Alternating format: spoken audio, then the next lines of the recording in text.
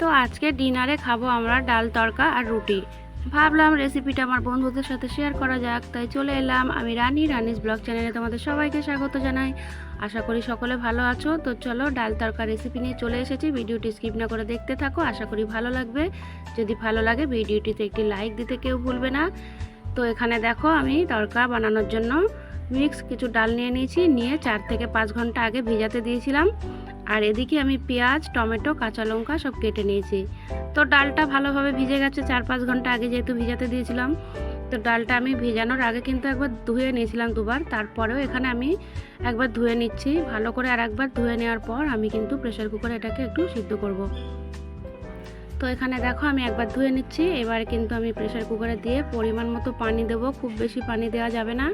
তো এখানে এই যে দেখো কুকারে নিয়ে নিয়েছি ডাল, অল্প একটু পানি আর পরিমাণ মতো একটু লবণ দিয়ে আমি প্রেসার কুকারে ঢাকনা লাগিয়ে এখানে একটা সিটি দিয়ে নেবো, 1 থেকে 2টো সিটি, বেশি না। ডালটা যাতে সিদ্ধ হয়ে যায় আর এদিকে গোটা গোটা ভাবও থাকে। তারপরে আর একটা কড়াইতে তেল গরম করে আমি এখানে 2টো ডিম নিয়ে নিচ্ছি। ডিম দুটোকে দেখো আমি ভুর্জি বানিয়ে তুলে নেবো, যে ডিমের যে অমলেট বানায় ভুর্জি, সেরকম এটাকে ফ্রাই করে আমি একটা পাত্রের মধ্যে আলাদা আগে তুলে নিচ্ছি প্রথমে।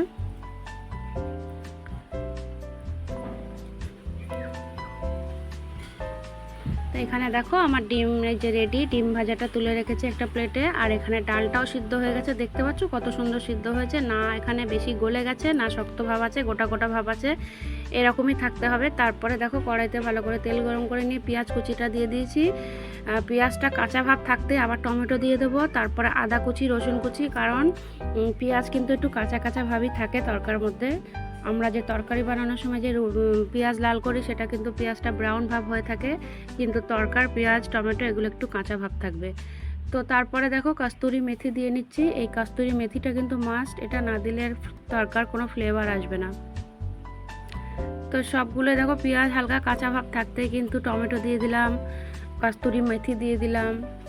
এবার একটু দেখো নুন, হলুদ, লঙ্কার গুঁড়ো, জিরের গুঁড়ো, সব কিছু পরিমাণ মতো মশলা সব রকম অ্যাড করলাম এর মধ্যে, দিয়ে একটু লবণ দিয়েছি। তারপরে দেখো কুচিয়ে রাখা যে লঙ্কাগুলো, কাঁচা লঙ্কাগুলো আমি দিয়ে দিলাম। কাঁচা লঙ্কা দেওয়ার পর আমি এবার এখানে সিদ্ধ করে রাখা ডালটা দিয়ে দিচ্ছি। তারপর এই যে ভালো করে নেড়ে চেড়ে সুন্দর করে একটু কষিয়ে নিতে হবে, যতক্ষণ শুকনো না হয়ে আসবে। ডালের পানিটা একটু একটু যে পানি থেকে যায়, সেই পানিটা একদম শুকিয়ে যাবে। ভালো করে এইভাবে কষাতে হবে, কিন্তু আলতোভাবে। যদি বেশি জোরে নাড়াচাড়া যায় তাহলে কিন্তু ডালটা একদম মানে ঘেটে যাবে, তাহলে দেখতে ভালো লাগবে না। তো আলতো হাতে এইভাবে কষিয়ে নিচ্ছি আমি। তারপর এখানে দেখো আমি ভেজে রাখা ডিমগুলোকে অ্যাড করব। এবার ভালো করে আমি নেড়ে চেড়ে ফ্রাই করেছি। এই যে তেল ছেড়ে দিয়েছে দেখতে পাচ্ছ, যতক্ষণ না তেল ছাড়বে নিচে থেকে ততক্ষণ কিন্তু কষাতে হবে।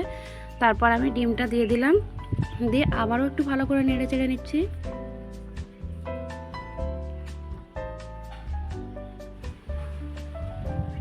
এরপর দেখো আমি এখানে অল্প পরিমাণে পানি দিয়েছি, 1 গ্লাস মতো, কারণ পানিটা বেশি দেব না। ডাল আমার অলরেডি বয়েল করা রয়েছে, মশলাও কষানো হয়ে গেছে, অল্প একটু শুকনো ভাব আছে বলে আমি একটু অল্প করে পানি দিলাম। পানিটা ভালো করে ফুটে গেলে এবার উপর থেকে ঘি অথবা বাটার দিয়ে দিলে তরকারি রেডি। তোমাদের যার যেটা পছন্দ সেটা দিতে পারো, ঘি না হলে বাটার, তবে বাটারটা দিলে বেশি ভালো হয়।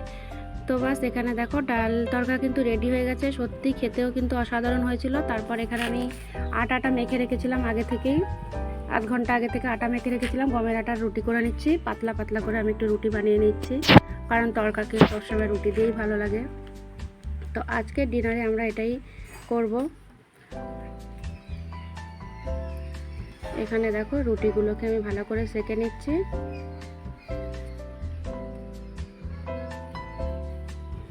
তো রুটি করা আমার একটা একটা করে রুটি করা হয়ে গেছে, কারণ রুটিগুলোকে আমি আগে থেকে বেলে রেখেছিলাম কয়েকটা রুটি, তারপরে আমি সেঁকতে লেগেছি। তারপর দেখো এখানে তরকাটা একটা প্লেটে তুলে নিয়েছি, এখানে রুটি নিয়ে নিয়েছি। তো এই যে দেখতেই পাচ্ছ কত সুন্দর হয়েছে, দেখতে যেমন সুন্দর খেতেও কিন্তু অসাধারণ হয়েছে। তোমরাও বাড়িতে ট্রাই করতে ভুলো না। তো আমার ভিডিওটি জানি না তোমাদের কেমন লেগেছে, আশা করি ভালো লেগেছে। যদি ভালো লেগে থাকে ভিডিওটিতে একটি লাইক, শেয়ার অ্যান্ড কমেন্ট করে দিও। তো চলো সবাই ভালো থেকো, সুস্থ থেকো, দেখা হচ্ছে পরের ভিডিওতে। আল্লাহ হাফিজ।